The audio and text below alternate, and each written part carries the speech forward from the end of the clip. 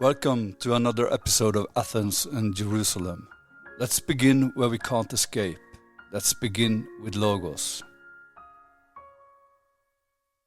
Now, I would say that this openness, this being in the world, this referring to the world, to objects in the world, what I would like to call self-transcendence, this is disappearing as soon as you project a human being into a lower dimension than its own dimension. Point of the V goes up to the nuclear explosion that created it. Tell me this, Dr. Oppenheimer. Do you ever become frightened at what you're finding out here in this area that can't be measured in either time or space? You see, that's a real point. Do not be afraid.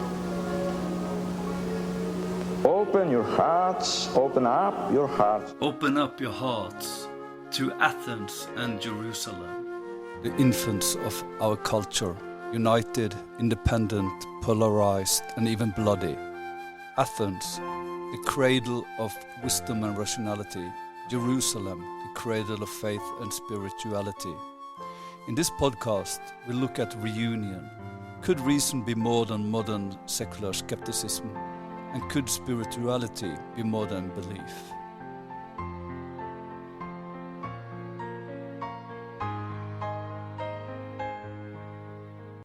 Welcome to another episode of the Athens and Jerusalem podcast. In this episode, Kamran and I are discussing the idea of knowing oneself or understanding the universe within oneself.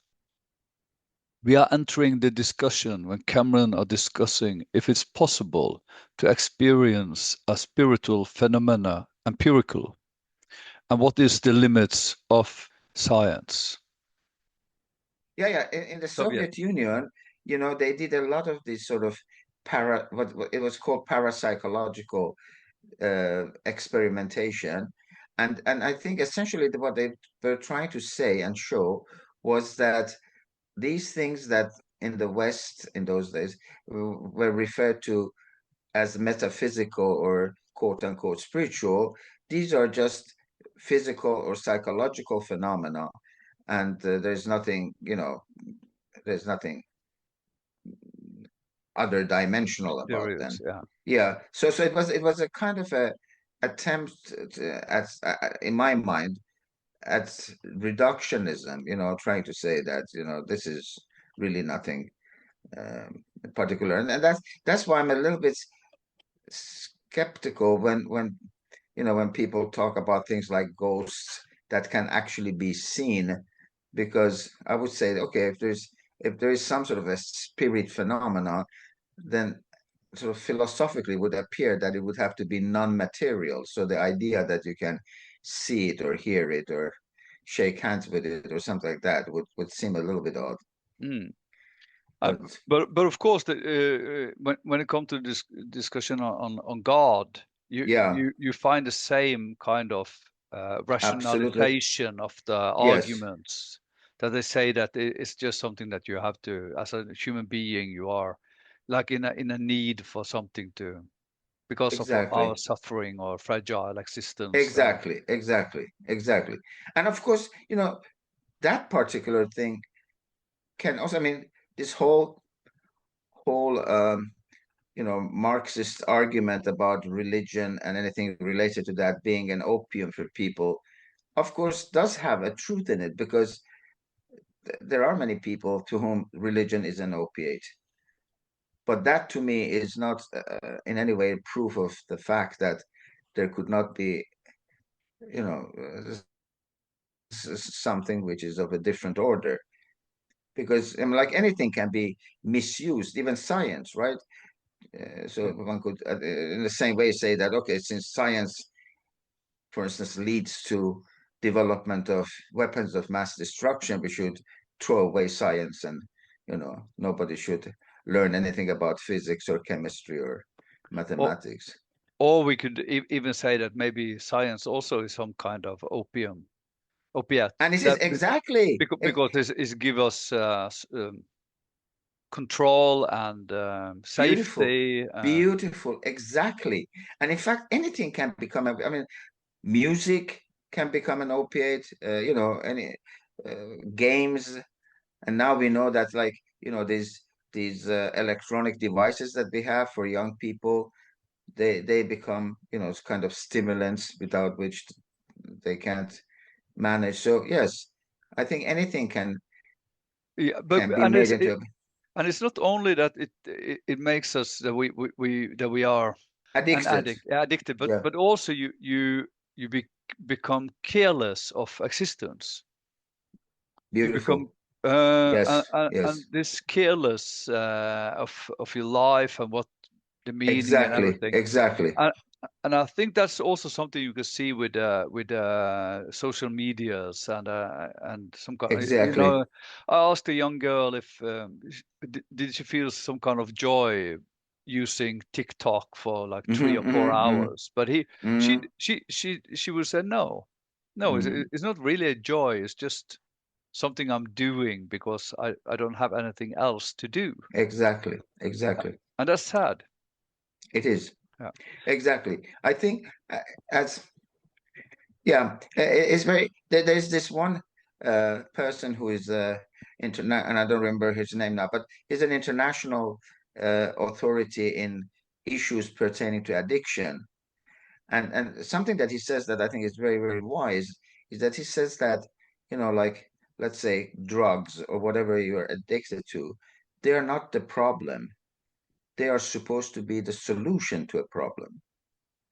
So you have to go for the underlying problem. Why do people do these things? Because there is an emptiness, or there's a sense of trauma, or there is a sense of loneliness, or whatever. And then people try to fill up that gap or that hole in their being with these kind of things. I'm not sure of that either. No? No, because I think a lot of people are using drugs because it's fun and it gives them in the beginning it gives them joy. Yeah, yeah, yeah, absolutely. So But but so uh, it's but yeah, but but and even that is, because I think that real joy and real fun, as you would say, comes from other kinds of things. But if you don't have that in life, then you try to experience that joy and fun that way. But I understand what you're saying. Yes, sometimes people are just experimenting with, having a good time, and then they get hooked on it. Yes, that's they definitely also true as well. I think human being they would like to have fun all the time. Yeah, If we had a possibility, yeah, we would live a life just in happiness. yeah. But happiness and fun, these are very important questions, I think. Because happiness and fun, I think, are two different things. And Yeah, I agree with you. fun, yeah. I think this idea of having fun all the time is itself some sort of a escape mechanism. Because, and I think essentially it goes back in my mind to really knowing yourself. Because if you realize what it means to be a human being, and you realize the value of being a human being, then you don't settle for these sort of things. Then you want to really, fulfill that potential that you have as a human being. I think this is an essential um, sort of uh, lack in our societies today, that we know so much about the universe around us, but so little about the universe within ourselves. Who am I actually? And so if there is no grand purpose, if there's nothing higher than human, if there's no real meaning in life, then of course the only option left is either to be miserable all the time, or try to have fun and sort of forget the emptiness of life. Yeah.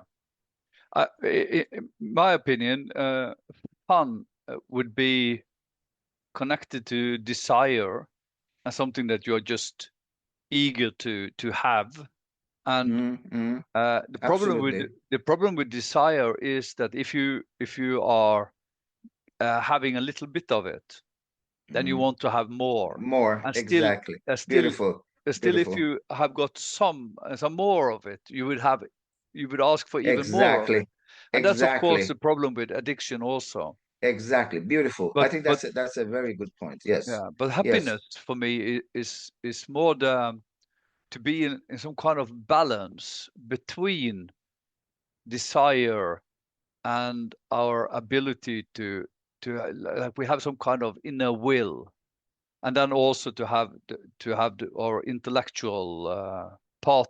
So if there's some kind of balance between the desire and the will and the Mm, intellect, mm, then we could more or less live a little bit more harmonic in yes. ourselves. And Absolutely. then happiness and freedom would be something that's connected to each other. But of course, I don't really believe that as long as we are human being on Earth, then this balance will never actually yeah, be, be fulfilled. I think it's hard for us. Well, yes. Yeah. And I think that's what human development is about, isn't it? I mean, because if you would easily reach that, then there would be like end of your personal history in a sense. Yeah, So yeah, I think this is what sort of that this is what human development is about, trying to reach this balance and yeah, absolutely. I think, like these concepts such as desire, I think that's a very interesting word, which we don't maybe often use or talk about. And I think, like desire can be just as, like, the ancient Greeks would differentiate between different types of love, like eros or agape. And I think desire also, I mean, there can be desire that is based on, fulfilling your basest needs, or there can be, let's say, desire to understand the truth. That's also a desire, but it's a very different kind of desire than, wanting more money. yeah, And so I think that the lower manifestations of these things, so lower manifestations of desire, are there to sort of symbolize the higher, but we shouldn't get caught on the symbol, if you see what I mean. mm. So Yeah. we But have but this of sense course, of, I think there's also the basic needs are also important to oh yes, that's a different thing, yeah. you know. But that's, yeah, exactly. But yeah, absolutely. I mean, yeah, if yeah, you desire food or, but that's actually, I think that's almost like a automatic reaction of the body, but this kind of desiring something, really sort of longing for something, then I think that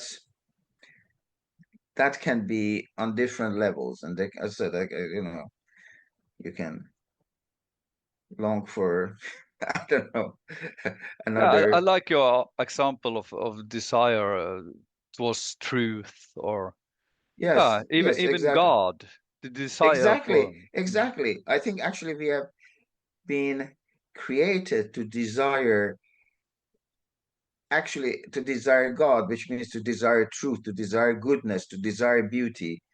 Those are the true forms of desire which we should have and we should strengthen in ourselves. And I think, the more you desire those things, the better. But if we use that desire on a wrong level, then it it's it becomes a hinder for our human development. Mm. Plato calls this kind of desire for love, and this Uh-huh. is his understanding of love. Okay. And I think also what this quotation I gave to you before this meeting Yes. on Yes. Jean-Luc Marion. Yeah. He was in Norway some weeks ago, and then he said that God loves us before we exist. Yeah. Yes. Yeah. Yeah. That And was of course, very obviously true and beautiful. Yes. yeah, but and I think that if you have this notion of love, that love is some kind of desire that exists inside human being, but also exists in reality, that does Yes, exist. yes, yes, And then love or desire becomes something eternal, something absolutely. out of Absolutely. time. Beautiful. And, I completely and agree. I think that's also the reason why he understands that, okay, uh, God as love Yes, yes. And is of course, this, something that, yeah. yes, and this, I think this idea that God has created humans and created the creation out of love. This is, I think, in all the, as far as I know, in all the world religions, in one way or the other. And it would seem to make good sense, because otherwise, it's because any other reason for creation would be actually, substandard, if you see what I mean. Because, I mean, obviously God did not create us so that he could rule over us, or, or something like that. But so obviously the only true reason for creation can be love. And I think that's such a beautiful concept. And because we are created of love, by love, for love, then of course this should be something that is fundamental in our relationships as well. But True it's also human love. important then to understand that if this concept of love as desire is something eternal, Yes. then God has desire. And Ah, desire is what bring us into incompleteness. Desire is what bring us always to search for something, search for a truth we are not able to reach, or if we reach it, then I see what you're saying. we're gonna die. Yeah. But I think this is where I would think that the difference between God being perfect and human beings being imperfect is that our love and divine love are of, just like divine knowledge and human knowledge are of sort of completely different orders of perfection, if you wish.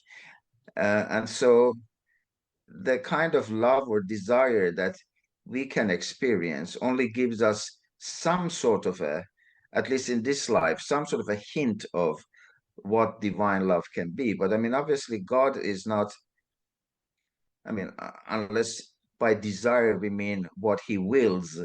But I mean, because human desire, as you said, is always a sign of something we are lacking, and we are then trying to achieve it. But that wouldn't be the case with God. So I think we need to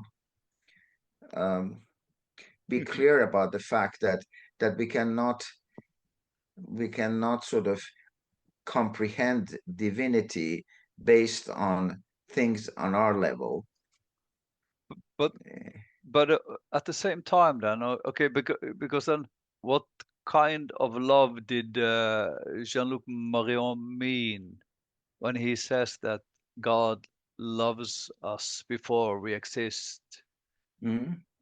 If that wasn't some kind of lacking in that sense that we are not existing yet. No, but I think,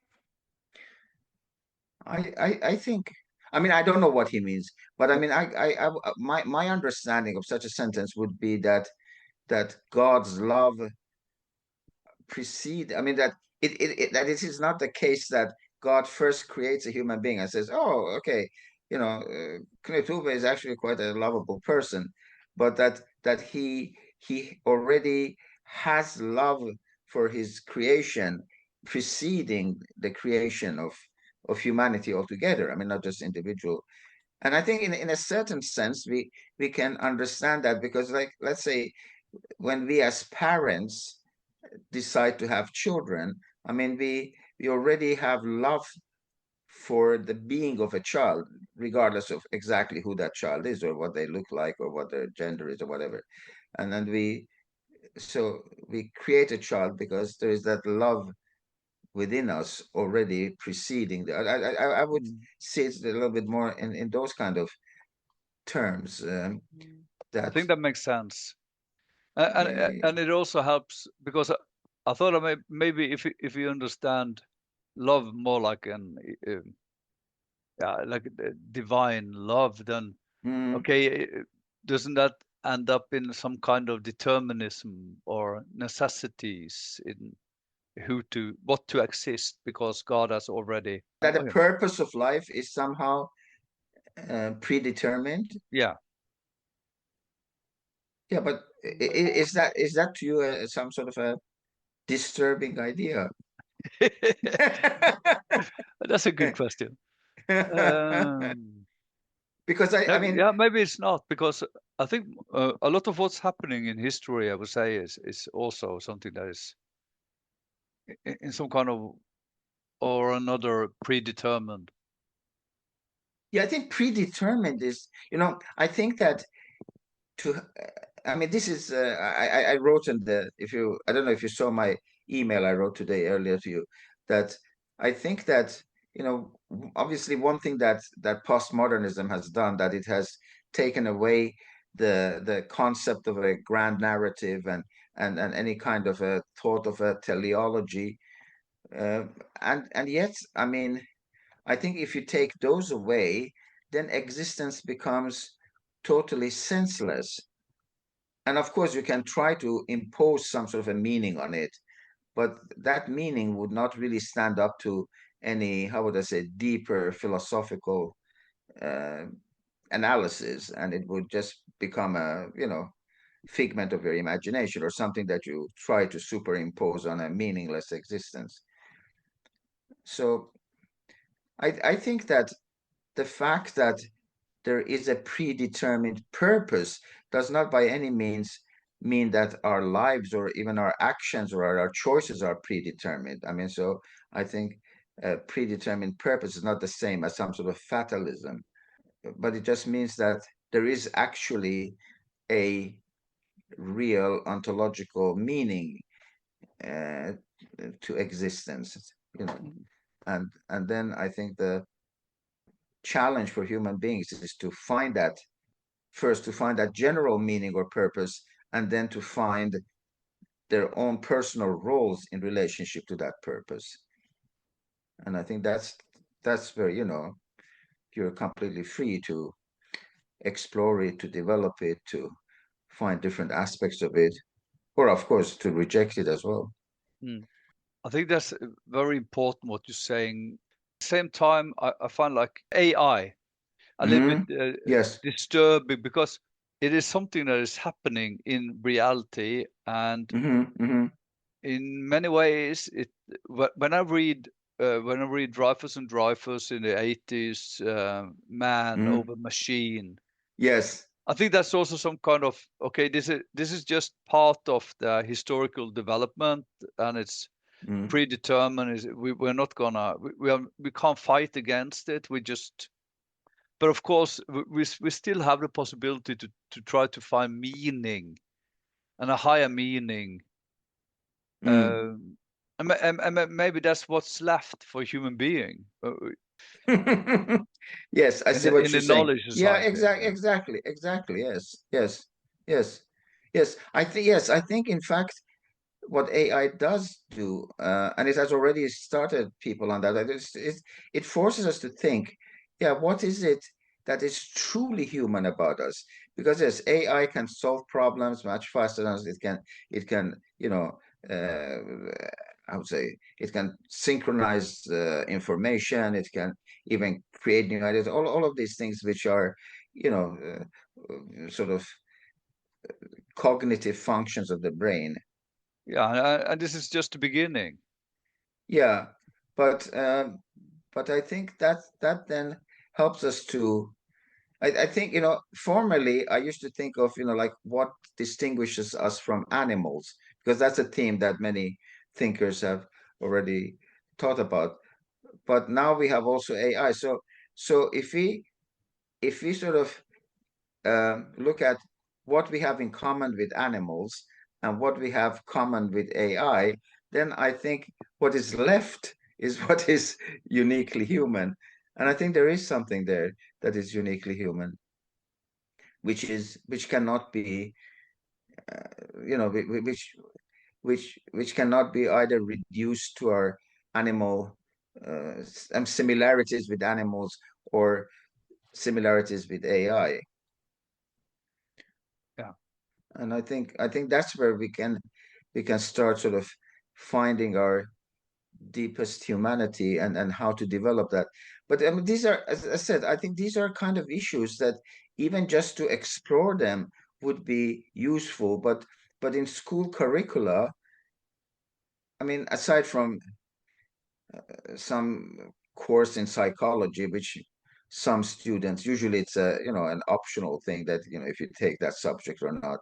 But I mean, apart from that, there's very little of any kind of exploration of what I would call the universe within. So people come out of schools and universities knowing a lot about the world outside themselves, but very little about who they really are and as it were, the world within themselves. And of course, within, I don't mean our intestines or or our or body organs, but I mean, or in a metaphysical sense, that what is within us, what we are as human beings. And I think that really needs to, I think that would be one application of Immanuel Kant's idea that we should always have human beings as ends in themselves and not as means. I think our educational system today only develops us as means to something, but it does not treat us as ends in themselves, and does not help us understand what it means to actually to be or become a human being. I I know we earlier on the podcast we have discussed what if young people today could talk about having a soul. Yes, yes. And I have done a article or research on the different curriculums, Oh, and that's interesting. in the curriculum of 1939, Hmm. the word soul is very Prominent. present. It's present, yeah, Yeah. and it's a huge part Oh, of interesting. but Really? but I can't find the word No, the yeah, phenomena exactly. has left the building. So nowadays it's just like identity, Right. competence Yes, to yes, master life. They even use yes, this master life. yes, Yeah, we yes, are. I know yes, we have discussed that also, but it's interesting that the concept has disappeared, and also that the whole understanding of like virtues. In the yes. 39 curriculum, there's a lot about virtues, about Really? religion. Yes, it was Uh, still, yeah, it was still a going concern then. yeah, of course. Even though this curriculum was a very modern, very reform pedagogical. Yes, It was yes. it, several of the person who wrote the curriculum had been in United States. Uh-huh. Yeah, very interested in John Dewey's work Yes, and the exactly, exactly. progressive Yes. pedagogy. Yes, yes, yes, So it yes. was very pupil centered or children centered, but still not like measuring competences or skills Yes, or yes, abilities, but actually yes. to bring the soul and the characters and the virtues of the That's children. fascinating. That's very fascinating. And what a pity that we have sort of lost track of that completely. But I think it's a sad fact that, and this is of course goes back to the very foundation of this series of podcasts about bringing together Athens and Jerusalem. And I think it's, yeah, I mean, Jerusalem, or those things that have to do with metaphysics and our spiritual side, have become so, I would say, they have become equated with religious dogmatism, and they have not been able to stand up to the scrutiny of modern science, and so they have been discredited. Yeah. And that's why I think we really need to redefine and sort of reintroduce these concepts by bringing Athens and Jerusalem together. And it cannot be the traditional approach, but I think we need some sort of approach to these things. And I think like virtues, this Yes. phenomena called virtues. I Yes. think that's extremely important. Like the Stimmung, Absolutely. the ground notion of human existence Yes. inside us, and I guess it's also some kind of metaphysical, or yeah, it's not we are not able to measure it by empirical standard. Exactly. And that's a huge problem. And I think it's also, I know, I don't know if you know the philosopher Alistair McIntyre. I have He heard of him. he died just some days ago, Oh, actually. really? Okay. And he wrote this important book called After Virtue. Ah. And it was a book that tried to show how in the history of ideas, how and especially the liberal society and the liberal politics Mm-hmm. was part of the reason why virtues and this kind of Are character. discarded. But Yes. yeah, Yes. yes. Mm-hmm. I don't really Exactly. remember the arguments. Yes. I had to read it Yes. again. Yeah. Sounds that sounds like a very interesting title for a book. But yes, I mean, I think I think that this issue of virtues is indeed very important because it does, as you pointed out, I think it does connect us with a metaphysical dimension.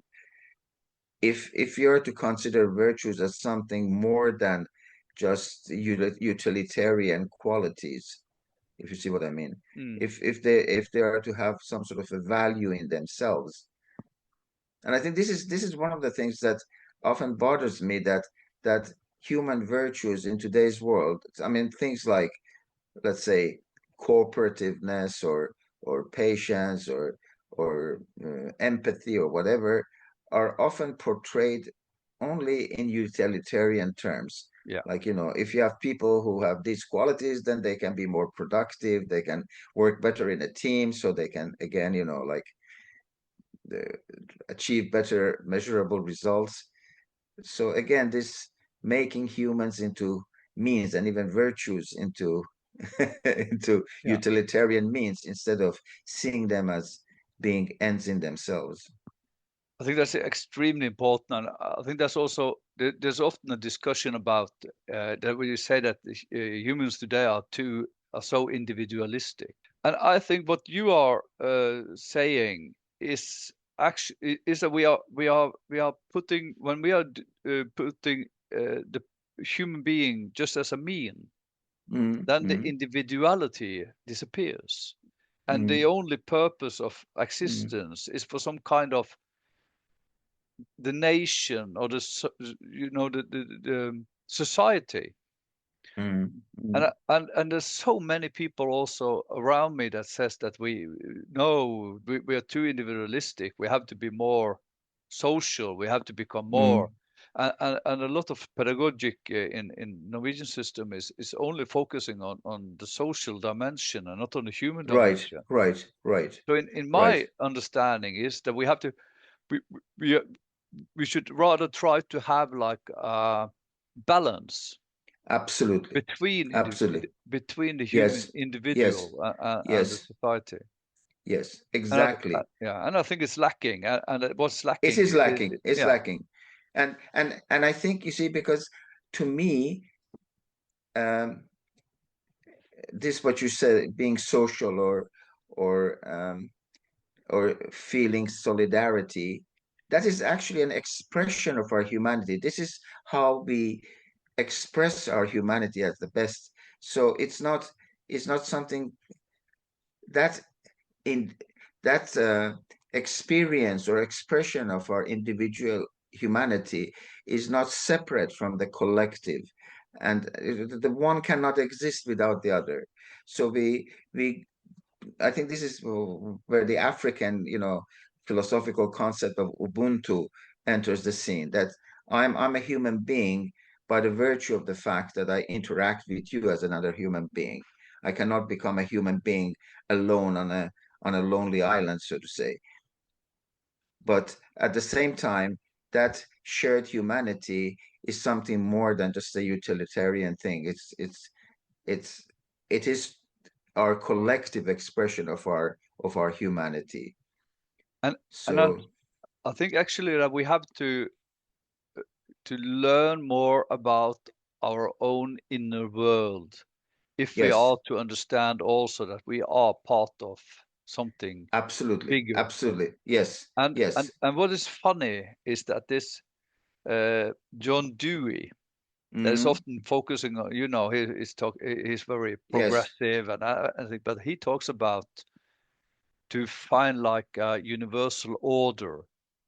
yes, Uh, and this universal order is not like just a society, but it's more like a yes, cosmology. And he, of course, exactly. he came from a very religious family. Hmm. He wrote his dissertation on German idealism and especially Really? Leibniz. Yes. Oh, how So interesting. Leibniz was one of his main, and I think Leibniz was with him his whole Ah, career, but wow. it's often neglected. Yes, Neglected. I've never heard that before. Yeah, That's very fascinating. Yes, it is, yes, and it gives yes. a really new perspective on reading Dewey in this Truly. perspective. And And yeah, I love that expression of universal order, because I think universal order is really one way to say universal love and beauty and harmony, right? yeah, And so, it's not order in that kind of, again, superficial sense of things being in their place, but it's that harmonious coming together of diversity in way of unity. It's like the sort of the orchestra of humanity, and and the beauty that is in that. I really like the idea of universal order. yeah. And I think if one of the main ideas that Dewey tried to express to us was that if human are to really believe in something, Yes, to become a knower, yes, the the person has to experience this universal order or metaphysical thinking or whatever by himself. We are not able to mm, we are not mm, able to praise, as a teacher I can't praise the students to understand this, or the listener on this yes, podcast. They can't just okay, but they have to experience it by their own exactly, self. exactly, exactly, exactly. And And that was that his, yeah, yes, and that's where, of course, this whole thing of experiential pedagogics comes into the picture, which is something we have also, unfortunately, sort of left behind us, or forgotten. By the yeah. way, in that, in the logo of our podcast, I think that also, doesn't it? It reflects this idea of universal order, because there's, it's especially in Islamic art, they used a lot of um, repeated geometrical forms in order to somehow try to sort of make visible what one believed to be that divine universal order. And the other part of the logo is It's a kind of patterns that you see in nature, even, even that it's, they call fractals, even if something looks quite irregular and as it were chaotic, like let's say the, I don't know, the edge of a leaf of a tree or whatever, but then you can see that recurring order even there. So Yeah, and I really agree with you that both these two halves really shows the paths of the yes, universal order. yes, and I think they also, I think, would stand for the fact, the old Platonian idea that this physical world is a reflection of a manifestation of some metaphysical higher existence that sort of is mirrored in this world of this material world. And this is, I think, one of the fundamental bases. And sorry that Steve is not here, but he would be able to explain it even more clearly himself. But I mean, he has also this idea that the kind of idea that traditionally, religious people have tried to prove the existence of God by finding, as it were, holes in science, or things that science cannot explain, and saying, this is where God comes into the picture. And of course, this is pretty bad for God, because as science develops, those holes become smaller, and God becomes more and more pressed. But what Steve says is that it's not like that, but on the contrary, we should find God in the universe or through the universe. The universe, the more we understand the physical universe, the more perfectly we can understand something about divinity, and that beauty of the divine and universal order that you talked about. I think that's beautiful Uh, said. Physical becomes for us a mirror of the metaphysical. I think it's also so important to understand that when we often say that as a school you should, or in the curriculum on the teachers should try to open the doors for the children towards the world. Yes. But then it's so important to understand that the different dimensions of the world, the different kind of existence that does exist, like a Mm-hmm. mathematical world, a Yes. metaphysical world, and so on, that, that these doors has to become open. But of course, it is still the child that has to open him or herself towards this world if they are able to grasp it. Yes. But Yes. but what is the problem with reform pedagogic after Dewey? Not if you're really reading Mm-hmm. Dewey, Mm-hmm. but Mm-hmm. the problem afterwards is that they're just neglecting the whole idea of a world, and then Yes. it's like the only thing you are to create is abilities inside the child, Exactly. Exactly. and no, Exactly. and also that the child in some way or another nowadays are just bringing their own meanings to the table and to the Yes. classroom instead of actually bringing the world into the child, or to give the Beautifully child the put. possibility. Yeah, yeah. Yeah, That was beautifully expressed. I completely agree with you.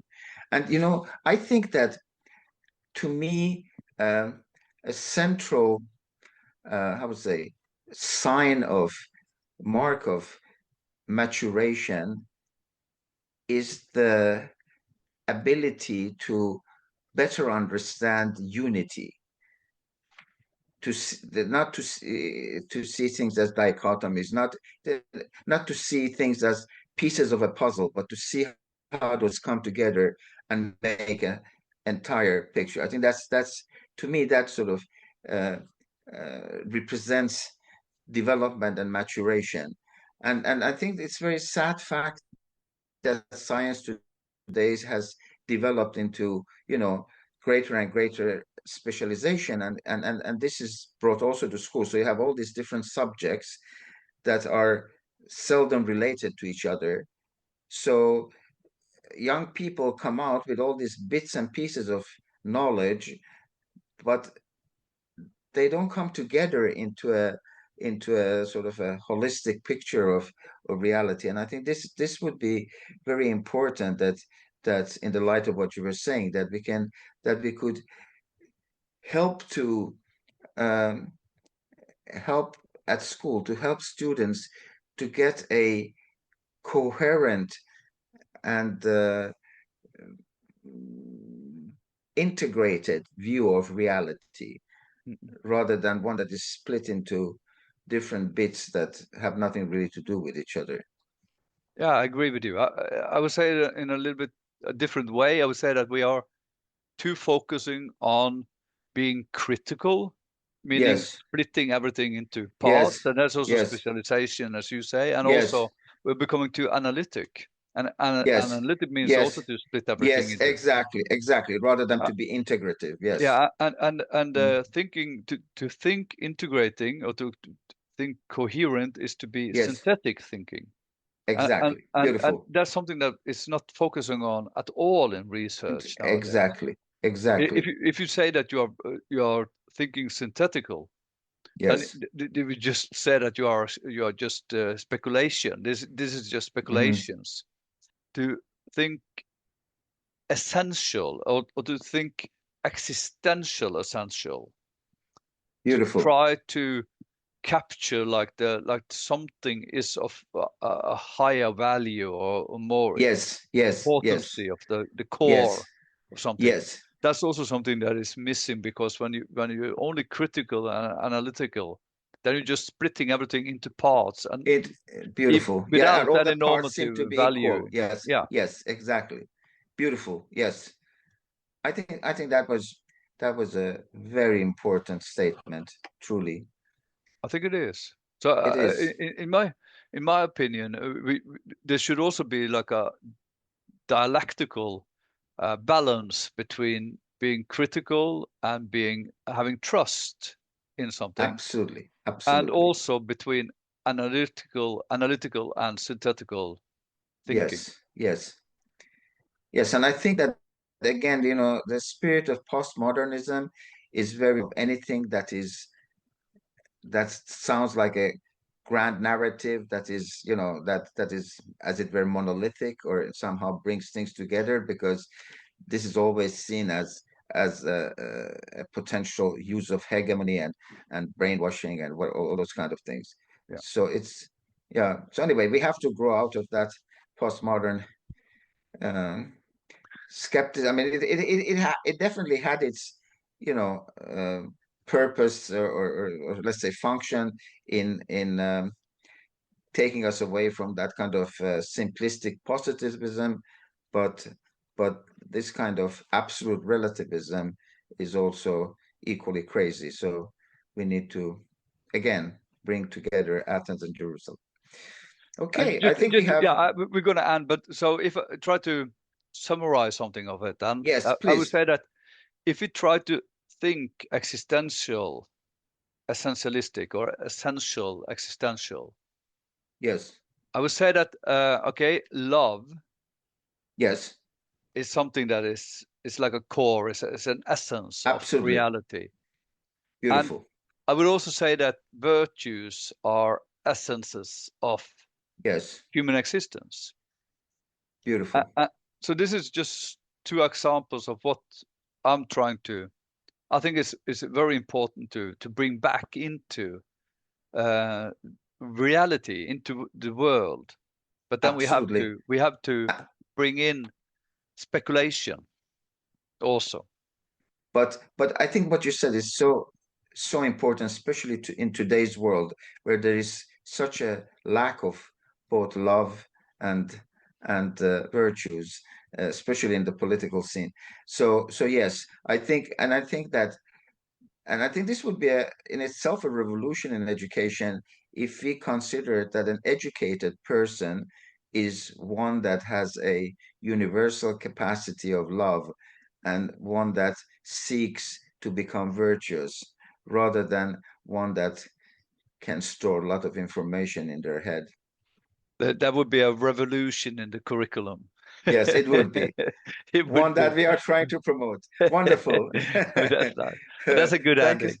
That's a good. Thank you So, so much for this conversation again, my dear friend. yeah, thank you. You have been listening to Athens and Jerusalem, created by Kamran Namdar, Stephen Phelps, and Knut Ove Essay. Nora Juel is the broadcast voice and technical support. Music is pieces of Edvard Grieg's Morning Mood. The voices in the intro are Viktor Frankl, interview with Robert Oppenheimer and Pope John Paul II. Thank you for listening, and please check out another episode.